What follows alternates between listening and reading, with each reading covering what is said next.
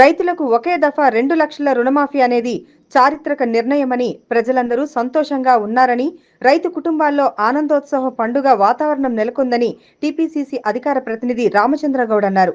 రామాయంపేటలో ఏర్పాటు చేసిన మీడియా సమావేశంలో ఆయన మాట్లాడుతూ, కాంగ్రెస్ ప్రభుత్వం చేస్తున్న అభివృద్ధిని చూసి ఓర్వలేని బీజేపీ, బీఆర్ఎస్ పార్టీలు ఎన్నో విమర్శలు చేస్తున్నారని, రైతులకు సాయం చేసే రకంగా ఎవరైనా ఇబ్బందుల్లో ఉంటే వారికి సహాయ సహకారాలు చేసే రకంగా వాళ్లకు సహాయం చేయాలని ఆయన అన్నారు. కాంగ్రెస్ పార్టీని విమర్శించే హక్కు బీజేపీ పార్టీకి లేదని, రైతులకు నల్ల చట్టాలు తెచ్చి రైతులు ఎంతో మంది చావుకు కారణమైన బీజేపీ కార్పొరేట్ సంస్థలకు రుణాలు మాఫీ చేశారు కానీ రైతులకు మాత్రం రుణాలు మాఫీ చేయలేదన్నారు.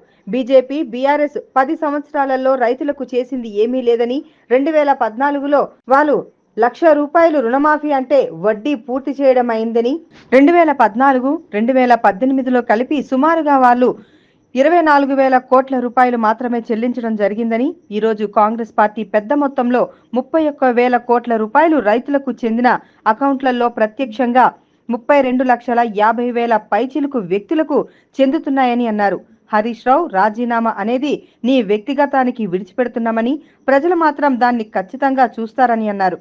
వచ్చే రోజులలో కాంగ్రెస్ ప్రభుత్వం ప్రజల ప్రభుత్వమని, ప్రజల కోసమే పనిచేస్తుందని, రేవంత్ రెడ్డి మరియు మంత్రులు, ఎమ్మెల్యేల కృషి ఒక రికార్డుగా గుర్తించబడుతుందని అన్నారు. కాంగ్రెస్ పార్టీ ఇచ్చిన మాట ప్రకారం ప్రతి సంక్షేమ ఫలాలు ప్రజలకు చెందే రకంగా పనిచేస్తుందని ఈ సందర్భంగా తెలియజేశారు. ఈరోజు కాంగ్రెస్ పార్టీ 2 లక్షల రుణమాఫీకి ప్రజలందరూ సంతోషంగా ఉన్నారు. దానికి రేవంత్ రెడ్డి గారి కాంగ్రెస్ ప్రభుత్వం కృషి వల్లనే ప్రజల్లో సంతోషాన్ని చూస్తున్నాము. కానీ ప్రతిపక్ష పార్టీలో ఉన్న బీఆర్ఎస్, బీజేపీ పార్టీలకు వాళ్లకు మనసొప్పడం లేదు. దానిపై విమర్శన చేస్తున్నారు. ఆ విమర్శ అనేది మోకాలుకు బోడగుండుకు పోలికలాగా, కోడిగుడ్డు మీద ఈకలు తీసేలాగా వాళ్ళ మాటలు ఉన్నాయి. వాళ్ళు మాట్లాడేదాన్ని ప్రజలు గమనిస్తుంటారు. దేశ చరిత్రలోనే కాంగ్రెస్ పార్టీ 2 లక్షల రుణమాఫీ ఒకే దఫా చేయడం అనేది చారిత్రాత్మకమైన నిర్ణయం. దాన్ని ప్రజలు హర్షిస్తున్నారు. బీజేపీ పార్టీకి అర్హత లేదని అంటాము విమర్శించడానికి. ఎందుకంటే దేశంలో రైతులకు నల్ల చట్టాలు తీసుకొచ్చి మళ్ళీ పార్లమెంటులో తప్పు ఒప్పుకొని క్షమాపణలు అడిగి రద్దు చేయడం జరిగింది. అదే రకంగా ఉన్నత వర్గాల వారికి 16 లక్షల కోట్ల రూపాయలు మాఫీ చేసి రైతులకు ఎలాంటి మాఫీ చేయకుండా, ఎలాంటిది చేయకుండా మాట్లాడడం అనేది సమంజసమైనది కాదు. బీజేపీకి అలాంటి అర్హత లేదని అనుకుంటాను. అదే రకంగా బీఆర్ఎస్ పార్టీ వాళ్ళకు కూడా ఎలాంటి అర్హత లేదు. 10 సంవత్సరాల నుంచి రైతులను ఎన్నో రకాలుగా మోసం చేయడం జరిగింది. మొదటి విడతగా 2014లో వాళ్ళు చేసిన రైతు మాఫీ, రుణమాఫీ అనేది వాళ్ళు వడ్డీలకు మాత్రమే సరిపోయే రకంగా అయింది. 4 విడతలుగా 25,000 కట్టి రైతుల నడ్డి విడ్చడం, రైతులతో ఆటలాడుకోవడం జరిగింది.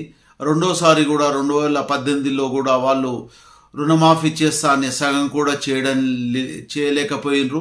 2 సార్లు కలిసి వాళ్ళు 26,000 కోట్ల రూపాయలు మాత్రమే చేయడం జరిగిందనేది సత్యం. ఈరోజు కాంగ్రెస్ ప్రభుత్వము రేవంత్ రెడ్డి గారి అధ్యక్షతన చేసే ఈ కార్యక్రమంలో సుమారుగా 31,000 కోట్ల రూపాయలను మాఫీ చేయడం జరుగుతుంది. దాంట్లో 32,50,000 మంది వరకు సుమారుగా దీంట్లో రుణముక్తి అవుతున్నారు ఒకే దఫాగా. ఇది దేశంలోనూ మొదటిదిగా భావించాలి. ఇంకో విషయం చెప్పేది ఏంటంటే, ప్రతిపక్షాలకు ఏదన్నా సలహాలు ఇవ్వాలనుకుంటే ఎక్కడ పొరపాటు జరుగుతుంది, రైతులకు ఎట్లా లబ్ధి చేరుతారు, ఏ రకంగా చేస్తారని సలహాలు ఇచ్చి అధికారులకు సపోర్ట్ చేసి ప్రతి ఒక్కరికి కూడా రుణ విముక్తులు చేసే రకంగా 2 లక్షల వరకు ఉన్న వాళ్లకు సహాయం చేస్తే బాగుంటుంది. అదే రకంగా ఈరోజు మాజీ మంత్రివర్యులు సిద్దిపేట ఎమ్మెల్యే హరీష్ రావు గారు కూడా కోరడం ఏంటంటే, మీరు రాజీనామా చేయాలి, రాజీనామా చేయకుంటే ప్రజలకు ఏం చేస్తారనేది మీకే చిత్తశుద్ధికి వదిలివేయడం జరుగుతుంది. కానీ మీరు రెచ్చగొట్టే మాటలతోనూ ప్రజలను, రైతులను మరియు నిరుద్యోగులను యువకులను బలి తీసుకునే రకంగా ఉంది. ఆ పాపం నీ మీదే పడుతుందని ఈ సందర్భంగా హెచ్చరిస్తూ కాంగ్రెస్ పార్టీ ఇచ్చిన మాట ప్రకారం ఖచ్చితంగా ఇది నెరవేర్చుతో పాటు ప్రతి విషయంలో సంక్షేమ ఫలాలలో కూడా ఈ 7 నెలల్లో 31,000 కోట్ల రూపాయలను సంక్షేమ ఫలాలకు ప్రజలకు చెందే రకంగా చేయడం జరిగింది. భవిష్యత్తులో కాంగ్రెస్ పార్టీ ఇచ్చిన ప్రతి మాటను నెరవేరుస్తుంది. దీంట్లో సంశయించాల్సిన అవసరం లేదు. కాంగ్రెస్ కార్యకర్తలు, కాంగ్రెస్ నాయకులు రైతులకు, నిరుద్యోగులకు మనోధైర్యాన్ని ఇచ్చి వాళ్ళకు సహాయం చేసే రకంగా వాళ్ళకి ఎలాంటి లోటుపాట్లు ఉన్నా కానీ సహాయ సహకారాలు చేయాలని ఈ సందర్భంగా కోరుకుంటూ